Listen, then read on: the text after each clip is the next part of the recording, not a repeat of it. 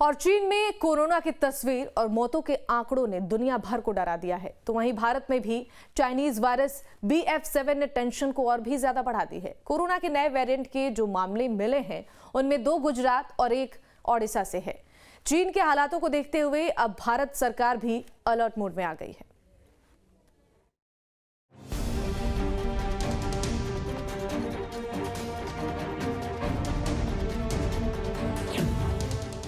Variant खतरनाक, tension भयंकर।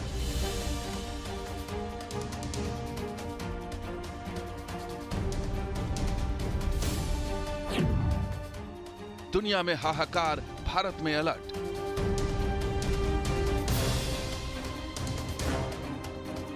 भारत में घुस गया चीन का वायरस।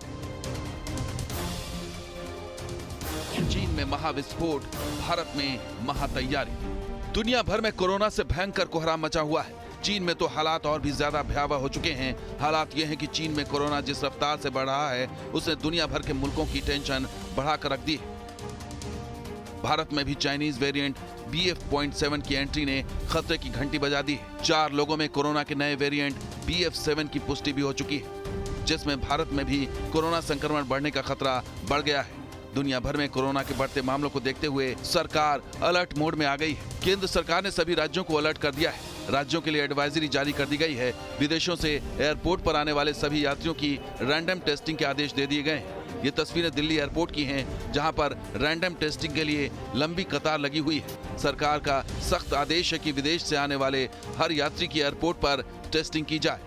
हालांकि रैंडम सैंपलिंग की बात ज़रूर की जा रही है एयरपोर्ट पर, और एयरपोर्ट पे लोगों को एक कहीं ना कहीं जो विदेशों से आ रहे हैं उन पर नज़र रखी जा रही है, ऐसा सूत्र हमें बता रहे हैं। और ये भी कहा जा रहा है कि रैंडम सैंपलिंग की जाएगी आने वाले समय में, ऐसा भी सूत्र बता रहे हैं। इसको लेकर के तैयारियां क्या हैं, अभी ग्राउंड पे उस तरह की सिचुएशंस तो नहीं दिखाई दे रही है। ये आप नई दिल्ली एयरपोर्ट देख सकते हैं। इस समय मैं यहाँ पे मौजूद हूँ, सुबह का वक्त है और सबसे ज़्यादा रश सुबह के वक्त होता है। बड़ी संख्या में लोग यहाँ मूवमेंट करते हैं, आप तस्वीरों में देख सकते हैं। तो रैंडम सैंपलिंग को लेकर के चर्चा ज़रूर है, लेकिन अभी वो माहौल उस तरह का दिखाई नहीं दे रहा है।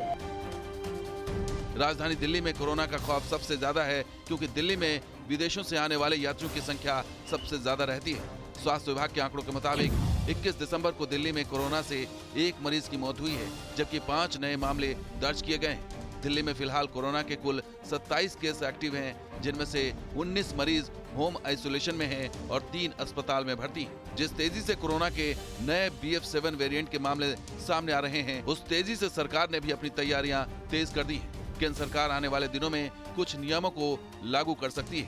मसलन सार्वजनिक स्थानों पर मास्क अनिवार्य करना, सोशल डिस्टेंसिंग का पालन करना होगा। एयरपोर्ट, रेलवे और बस स्टैंड पर रैंडम टेस्टिंग, बूस्टर डोज में लाई जाएगी तेजी। जीनोम सीक्वेंसिंग में तेजी की जा सकती है। टेस्टिंग, ट्रेसिंग और ट्रीटमेंट पर फोकस रहेगा। भारत में फिलहाल स्थिति नियंत्रण में है, लेकिन सख्ती नहीं बरती गई तो हालात दूसरे मुल्कों जैसे हो सकते हैं। अब आपको बताते हैं कि ये चीनी वायरस BF.7 वेरिएंट कैसे फैलता है और ये कहां से आया है। BF.7 ओमिक्रॉन के वेरिएंट BF.5 का सब वेरिएंट है। इसमें संक्रमण की क्षमता ज्यादा होती है। ये वेरिएंट उन लोगों पर भी अटैक करता है जिन्होंने वैक्सीन ले रखी है। कमजोर इम्यूनिटी सिस्टम वाले लोगों को ज्यादा टारगेट करता है।